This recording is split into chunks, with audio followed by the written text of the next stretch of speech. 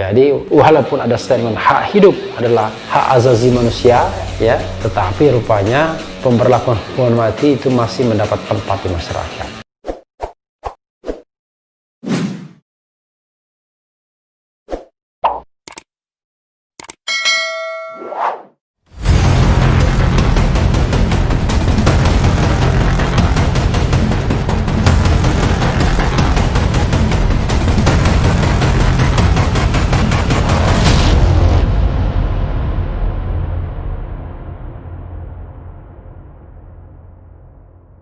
Assalamualaikum warahmatullahi wabarakatuh, sobat RH sekalian. Jumpa lagi kita di channel yang keren ini, keren cadas. Saat video ini diambil sudah pukul 1.00 dini hari ya. Kebetulan saya tadi ada kegiatan dan baru pulang, tapi tidak lupa buat pemirsa RH sekalian, sobat RH sekalian, agar setiap hari ada video baru. Jadi saya tetap menguber di dini hari ini ya, karena video ini akan tayang hari ini juga, nanti subuh pukul 5 mudah-mudahan ya, terkejar ya. Judulnya lagi-lagi Prof Jimli dengan pernyataan kerasnya, yaitu Prof Jimli dorong penusuk Syekh Ali Jaber dihukum mati, Fadlizon setuju. Wah, luar biasa. Saya sendiri nggak tega lihatnya ya, ketika dia ditabok, dipukul sampai berdarah bibirnya. Tapi memang perbuatannya tentu tidak bisa dibenarkan, hanya memang kita bicara hukum keseimbangan ya. Tapi kita bacakan dulu jpnn.com. Jakarta, senator dari DKI Jakarta Profesor Jimli As-Sidiki. Akhirnya disebut juga senator ya. Selama ini sepertinya Pak Jimli lebih suka kalau disebut sebagai mantan Ketua Mahkamah Konstitusi ketimbang senator asal DKI. Kembali merespons peristiwa penusukan terhadap ulama Syekh Ali Jaber saat mengisi pengajian di Lampung Minggu 13 September. Mantan Ketua Mahkamah Konstitusi MK ini menyarankan tersangka dituntut hukuman mati. Saran ini disetujui anggota DPR fraksi Partai Gerindra Fadlizon. Saya sarankan polisi dan jaksa cepat saja memproses penuntutannya. Tweet Prof Jimli di akun Jimli AS di Twitter seperti dilihat Selasa 15 September. Mantan Ketua Dewan Kehormatan Penyelenggara Pemilu DKPP itu mengatakan karena aksi tersangka tertangkap tangan dan bukti sudah cukup untuk dituntut delik pembunuhan berencana dan terorisme dengan sanksi maksimal hingga hukuman mati. Karena tertangkap tangan, segala buktinya sudah cukup untuk dituntut delik pembunuhan berencana dan terorisme dengan sanksi maksimal saja. Bila perlu pidana mati. Soal penilaian biar hakim yang memutus, kata Jimli. Pak Jimli ini begini ya orangnya memang. Tweet Jimli langsung direspons Fadlizon. Mantan wakil ketua DPR itu menegaskan bahwa ini jelas merupakan pembunuhan berencana. Karena itu ia setuju bila tersangka dihukum maksimal. Jelas pembunuhan berencana, setuju agar pelaku dituntut maksimal. Kalau hukum tak ditegakkan, yang berlaku hukum rimba, tweet Fadli. Pada bagian lain, Fadli juga tidak sepakat bila ada kesimpulan pelaku menyerang Syekh Ali Jaber karena halusinasi. Sekarang hobi sekali orang kata-kata halu ya.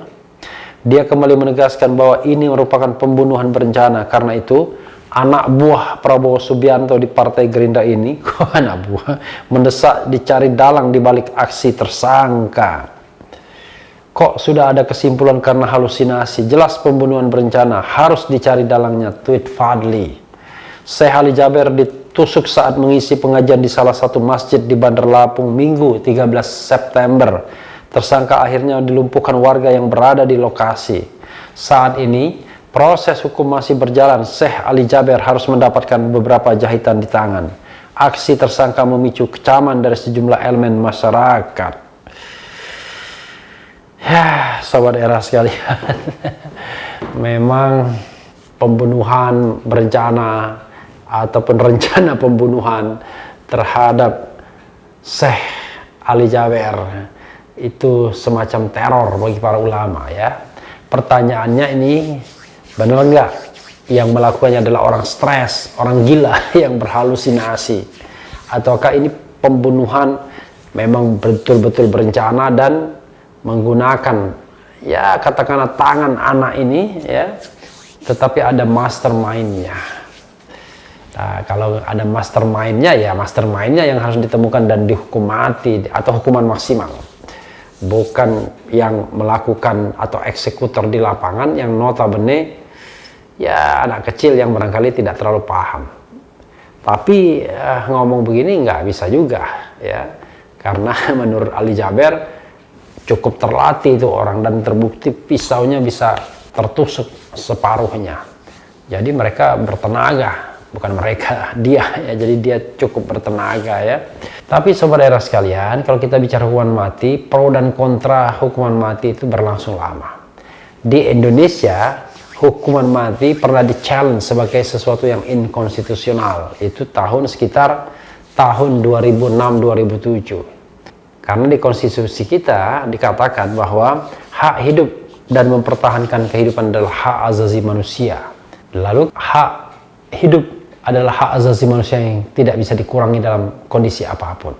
Nah, itu pasal-pasal dalam konstitusi yang mengatur tentang hak asasi manusia yang disahkan pada sidang umum MPR tahun 2000 sehingga menjadi perubahan kedua.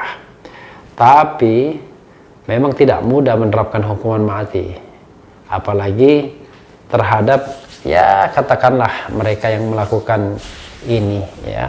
Jadi hukuman mati itu sendiri adalah hukuman yang sangat maksimal dan terjadi pro dan kontra. Kalau kita lihat ketentuan konstitusi kita, hukuman mati harusnya tidak bisa diterapkan di Indonesia. Tapi rupanya MK memutuskan tetap mempertahankan hukuman mati, dan pembatasan dalam pasal konstitusi mengenai hak asasi manusia yang harus dibatasi ternyata bisa berlaku terhadap hukuman mati. Jadi walaupun ada statement hak hidup adalah hak asasi manusia, ya, tetapi rupanya pemberlakuan hukuman mati itu masih mendapat tempat di masyarakat. Saya sebenarnya